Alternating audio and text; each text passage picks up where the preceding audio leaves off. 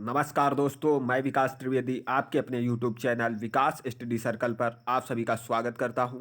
दोस्तों, हिस्ट्री की क्लास में हम लोग बहमनी साम्राज्य से स्वतंत्र होने वाले राज्यों पर चर्चा कर रहे थे, जिसमें हम लोगों ने बीजापुर, अहमदनगर, बरार, गोलकुंडा और बीदर इन सभी के बारे में बहुत अच्छे से संपूर्ण तरीके से जानकारी प्राप्त की थी। और उसी क्रम को आगे बढ़ाते हुए आज का हमारा टॉपिक है स्वतंत्र प्रांतीय राज्य। दोस्तों, अन्य स्वतंत्र प्रांतीय राज्यों पर हम लोग चर्चा करेंगे। दोस्तों, ये चैप्टर जो है हमारे एग्जाम की दृष्टि से बहुत ही महत्वपूर्ण है, तो वीडियो के साथ अंत तक बने रहिएगा और वीडियो को ज़्यादा से ज़्यादा शेयर करें, लाइक करें और चैनल को सब्सक्राइब जरूर करें। दोस्तों, शुरू करते हैं स्वतंत्र प्रांतीय राज्यों में। सबसे पहले जौनपुर। दोस्तों, जौनपुर जो है इसकी स्थापना फिरोज शाह तुगलक ने अपने भाई जौना खां की स्मृति में की थी। तो दोस्तों, जौनपुर की स्थापना किसने की? तो फिरोज शाह तुगलक ने की और अपने भाई जौना खां की स्मृति में। दोस्तों, हमने आपको बताया है कि जौनपुर को पूर्व का सिराज कहा जाता है, कहा जाता था पूर्व का सिराज।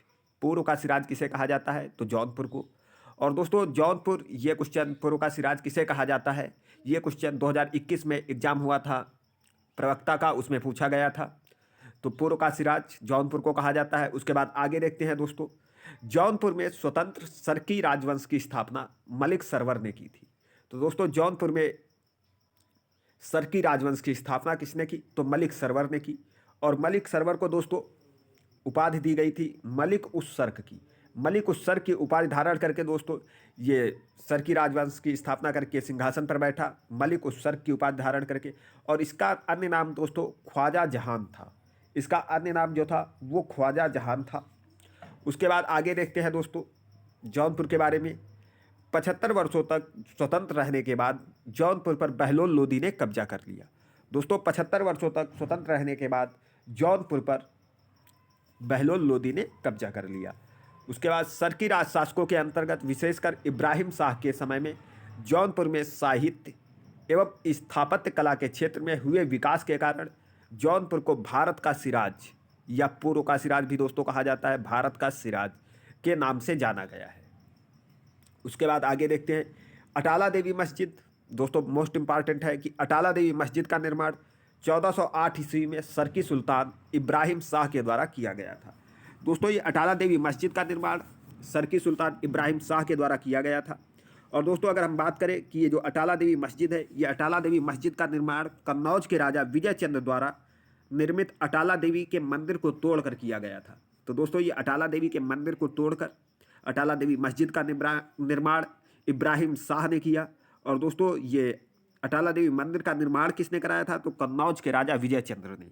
उसके बाद आगे देखते हैं दोस्तों जौनपुर के बारे में। जामा मस्जिद का निर्माण 1470 ईस्वी में हुसैन शाह सरकी के द्वारा किया गया था। मोस्ट इंपॉर्टेंट है दोस्तों कि जामा मस्जिद का निर्माण किसने किया? तो 1470 में हुसैन शाह सरकी के द्वारा किया गया।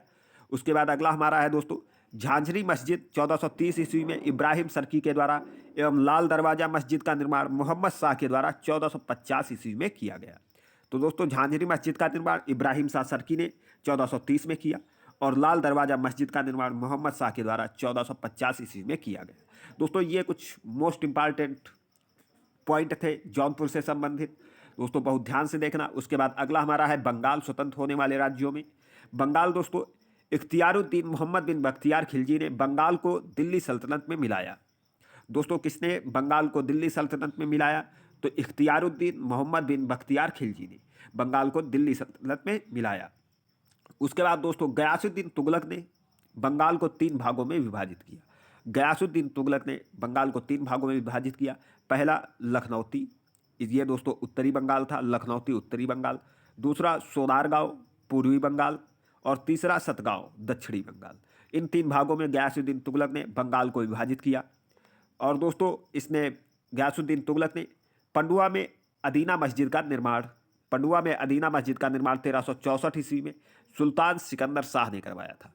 पंडुआ में अदीना मस्जिद का निर्माण 1364 ईस्वी में सुल्तान सिकंदर शाह ने करवाया था। और अलाउद्दीन हुसैन शाह ने राजधानी को दोस्तों पंडुआ से गौड़ स्थानांतरित किया। तो दोस्तों, बंगाल की राजधानी पंडुआ को गौड़ किसने स्थानांतरित किया? तो अलाउद्दीन हुसैन शाह ने। उसके बाद अगला दोस्तों कि महाप्रभु चैतन्य जो थे महाप्रभु चैतन्य अलाउद्दीन के समकालीन थे। बाबर के आक्रमण के समय बंगाल का शासक नुसरत शाह था। दोस्तों बाबर के आक्रमण के समय बंगाल का शासक नुसरत शाह था। ये दोस्तों कुछ इंपॉर्टेंट पॉइंट बंगाल से संबंधित थे। उसके बाद हमारा आता है स्वतंत्र होने वाले राज्यों में मालवा। दोस्तों दिलावर खां ने 1401 में मालवा को स्वतंत्र घोषित किया। दिलावर खां ने 1401 में मालवा को स्वतंत्र घोषित किया। और दिलावर का पुत्र अलफ खां, दिलावर का पुत्र अलफ खां था दोस्तों, ये हुसंग शाह की उपाधि धारण कर 1405 ईस्वी में मालवा का शासक बना। तो दिलावर का पुत्र अलफ खां जो था, इसने हुसंग शाह की उपाधि धारण कर 1405 ईस्वी में मालवा का शासक बना। और दोस्तों इसने अपनी राजधानी को धारा से मांडू स्थानांतरित किया। ये जो हुसंग शाह था, इसने दोस्तों अपनी राजधानी को धारा से मांडू स्थानांतरित किया। दोस्तों मांडू के किले का निर्माण हुसंग शाह ने कराया था। मांडू के किले का निर्माण हुसंग शाह ने करवाया था। और इस किले में सबसे महत्वपूर्ण है दिल्ली दरवाज़ा। दोस्तों इस किले में सबसे महत्वपूर्ण है दिल्ली दरवाज़ा। उसके बाद आगे देखते हैं जहाज महल का निर्माण। दोस्तों जहाज महल का निर्माण गयासुद्दीन खिलजी ने मांडू में करवाया था। जहाज महल का निर्माण गयासुद्दीन खिलजी ने मांडू में करवाया था। और हिंडोला भवन या दरबार हाल का निर्माण हुसंग शाह ने करवाया था। हिंडोला भवन, दरबार हाल का निर्माण हुसंग शाह ने करवाया था। उसके बाद दोस्तों कुशक महल का निर्माण महमूद खिलजी ने फतेहाबाद नामक स्थान पर कराया था। कुशक महल का निर्माण महमूद खिलजी ने फतेहाबाद नामक स्थान पर कराया था। उसके बाद दोस्तों बाज बहादुर एवं रूपमती का महल का निर्माण सुल्तान नसीरुद्दीन शाह द्वारा करवाया गया था। अगला हमारा है कि गुजरात के शासक बहादुर शाह ने महमूद शाह को पराजित करके उसकी हत्या कर दी और गुजरात को दोस्तों मिला लिया। गुजरात में मिला लिया दोस्तों, मालवा को गुजरात में मिला लिया। किसने मिलाया? तो बहादुर शाह ने महमूद शाह को पराजित करके उसकी हत्या कर दी और मालवा को गुजरात में मिला लिया। उसके बाद हमारा अगला आता है स्वतंत्र प्रांतीय राज्यों में मेवाड़। दोस्तों मेवाड़ मोस्ट इंपॉर्टेंट मेवाड़ और जौनपुर। दोस्तों अलाउद्दीन खिलजी ने 1303 ईस्वी में मेवाड़ के गुहिलोत राजवंश के शासक रत्न सिंह को पराजित कर मेवाड़ को दिल्ली सल्तनत में मिला लिया। तो दोस्तों अलाउद्दीन खिलजी, जब हम लोग खिलजी वंश पर चर्चा कर रहे थे तब हमने आपको बताया था कि अलाउद्दीन खिलजी का टाइम पीरियड 1296 ईस्वी से 1316 ईस्वी तक रहा। और दोस्तों इसने 1303 ईस्वी में मेवाड़ के गुहिलोत राजवंश के शासक रतन सिंह को पराजित कर मेवाड़ को दिल्ली सल्तनत में मिला लिया था। उसके बाद आगे गुहिलोत वंश की एक शाखा और थी दोस्तों, सिसोदिया वंश। गुहिलोत वंश की एक शाखा थी सिसोदिया वंश। इसके शासक दोस्तों हमीर देव ने मोहम्मद बिन तुगलक को हराकर मेवाड़ को स्वतंत्र करा लिया। तो दोस्तों मोहम्मद बिन तुगलक, इसका टाइम पीरियड हमने आपको बताया था कि 1325 से 1352 तक रहा। तो इसी टाइम पीरियड के बीच में दोस्तों गुहिलोत वंश के शासक, इसकी एक शाखा सिसोदिया वंश थी। इसके शासक हमीर देव ने मोहम्मद बिन तुगलक को पराजित करके मेवाड़ को स्वतंत्र करा लिया था। उसके बाद हमारा आगे है दोस्तों राणा कुंभा ने 1448 ईस्वी में चित्तौड़ में एक विजय स्तंभ का निर्माण कराया था। तो दोस्तों ये विजय स्तंभ बहुत ज़्यादा पूछा जाता है कि विजय स्तंभ का निर्माण किसने कराया? तो राणा कुंभा ने। कब? 1448 ईस्वी में। उसके बाद खानवा का युद्ध 1527 ईस्वी में राणा सांगा और बाबर के मध्य हुआ था, जिसमें बाबर विजयी हुआ था। दोस्तों खानवा का युद्ध बाबर और राणा सांगा के मध्य हुआ था दोस्तों 1527 ईस्वी में, और जिसमें बाबर विजयी हुआ था। और इसके आगे दोस्तों 1576 ईस्वी में हल्दी घाटी का युद्ध हुआ। हल्दी घाटी का युद्ध दोस्तों अकबर और महाराणा प्रताप के मध्य हुआ था, जिसमें अकबर विजयी हुआ था। और अकबर की सेना का नेतृत्व दोस्तों मान सिंह ने किया था। दोस्तों अकबर की सेना का नेतृत्व इस युद्ध में, हल्दी घाटी के युद्ध में। और यह हल्दी घाटी का युद्ध कब हुआ? तो 1576 में। किसके मध्य हुआ? तो अकबर और महाराणा प्रताप के मध्य, और इसमें अकबर दोस्तों विजयी रहा था। उसके बाद आगे देखते हैं मेवाड़ की राजधानी दोस्तों चित्तौड़गढ़ थी। मेवाड़ की राजधानी चित्तौड़गढ़ थी और जहांगीर ने मेवाड़ को मुगल साम्राज्य में मिला लिया। उसके बाद दोस्तों स्वतंत्र होने वाले राज्यों में हमारा गुजरात है। गुजरात दोस्तों, गुजरात का सबसे प्रसिद्ध शासक था महमूद बेगड़ा। दोस्तों गुजरात का सबसे प्रसिद्ध शासक था महमूद बेगड़ा।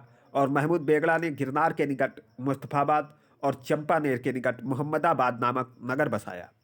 महमूद बेगड़ा ने गिरनार के निकट मुस्तफाबाद और चंपानेर के निकट मोहम्मदाबाद नामक नगर बसाया। आगे देखते हैं दोस्तों गुजरात के बारे में। गुजरात के शासक राजगढ़। गुजरात के शासक राजकर्ण को पराजित करके अलाउद्दीन ने 1297 ईस्वी में दिल्ली सल्तनत में मिला लिया था। तो ये दोस्तों अलाउद्दीन खिलजी ने गुजरात के शासक राजकर्ण को पराजित करके 1297 ईस्वी में इसे दिल्ली सल्तनत में मिला लिया था। उसके बाद आगे देखते हैं 1391 ईस्वी में मोहम्मद शाह तुगलक द्वारा नियुक्त गुजरात का सूबेदार जफर खान ने सुल्तान मुजफ्फर शाह की उपाधि ग्रहण कर 1407 ईस्वी में गुजरात का स्वतंत्र शासक बना। 1572 ईस्वी में अकबर ने गुजरात को मुगल साम्राज्य में मिला लिया था। दोस्तों अकबर ने गुजरात को कब दोस्तों मुगल साम्राज्य में मिलाया? तो 1572 ईस्वी में। उसके बाद आगे देखते हैं अहमद शाह ने असावल के निकट साबरमती नदी के किनारे अहमदाबाद नामक नगर बसाया। तो अहमदाबाद नगर की स्थापना किसने की? तो अहमद शाह ने की। और दोस्तों ये अहमद शाह ने पाटन से राजधानी हटाकर अहमदाबाद को राजधानी बनाया। उसके बाद स्वतंत्र होने वाले राज्यों में हमारा दोस्तों अगला है कश्मीर। दोस्तों कश्मीर सुहादेव नामक एक हिंदू ने 1301 ईस्वी में कश्मीर में हिंदू राज्य की स्थापना की। तो कश्मीर में हिंदू राज्य की स्थापना सुहादेव नामक एक हिंदू ने 1301 ईस्वी में की थी दोस्तों। और 1339 और 40 में शाहमीर के द्वारा प्रथम मुस्लिम वंश की स्थापना की गई। कहाँ दोस्तों? कश्मीर में। तो कश्मीर में 1339-40 ईस्वी में शाहमीर के द्वारा प्रथम मुस्लिम वंश की स्थापना की गई। इसने अपनी राजधानी इंद्रकोट में स्थापित की। दोस्तों ये जो शाहमीर था इसने अपनी राजधानी इंद्रकोट स्थापित की। उसके बाद अलाउद्दीन ने दोस्तों राजधानी इंद्रकोट से हटाकर अलाउद्दीनपुर, दोस्तों वर्तमान में ये अलाउद्दीनपुर जो है ये श्रीनगर है। अलाउद्दीनपुर वर्तमान में श्रीनगर है दोस्तों। और अलाउद्दीन ने राजधानी इंद्रकोट से हटाकर अलाउद्दीनपुर या श्रीनगर में स्थापित की। उसके बाद मोस्ट इम्पॉर्टेंट दोस्तों पूछा जाता है बहुत ज़्यादा, हिंदू मंदिरों एवं मूर्तियों को तोड़ने के कारण सुल्तान सिकंदर को बुत सिकंद कहा गया है। हमने आपको बताया था कि मूर्ति भंजक किसे कहा गया है। दोस्तों मूर्ति भंजक हमने आपको बताया था कि महमूद गजनवी को मूर्ति भंजक कहा जाता है और सुल्तान सिकंदर को बुत सिकंद कहा गया है। उसके बाद आगे दोस्तों कश्मीर में हमारा है कि 1420 ईस्वी में जैन उल आबदीन सिंहासन पर बैठा। दोस्तों 1420 ईस्वी में जैन उल आबदीन सिंहासन पर बैठा और इसकी धार्मिक सहिष्णुता के कारण इसे कश्मीर का अकबर कहा गया। तो कश्मीर का अकबर किसे कहा जाता है? तो जैन उल आबदीन। बहुत ज़्यादा पूछा गया क्वेश्चन है दोस्तों कि कश्मीर का अकबर किसे कहा जाता है? तो जैन उल आबदीन। दोस्तों जैन उल आबदीन फारसी, संस्कृत, कश्मीरी और तिब्बती आदि भाषाओं का अच्छा ज्ञाता था। दोस्तों जैन उल आबदीन फारसी, संस्कृत, कश्मीरी, तिब्बती आदि भाषाओं का अच्छा ज्ञाता था और इसने दोस्तों महाभारत राजतरंगिणी को फारसी में अनुवाद कराया। दोस्तों राजतरंगिणी के लेखक कल्हड़ हैं। और कल्हड़ से दोस्तों ये राजतरंगिणी से कश्मीर के इतिहास का पता चलता है। राजतरंगिणी से और राजतरंगिणी के लेखक कल्हड़ हैं। और जैन उल आबदीन ने महाभारत और राजतरंगिणी में को फारसी में अनुवाद कराया। उसके बाद दोस्तों कश्मीर ये 1588 ईस्वी में अकबर ने कश्मीर को मुगल साम्राज्य में मिला लिया। तो कश्मीर को मुगल साम्राज्य में किसने मिलाया? तो अकबर ने 1588 ईस्वी में। दोस्तों ये हमारे स्वतंत्र अन्य प्रांतीय राज्य थे।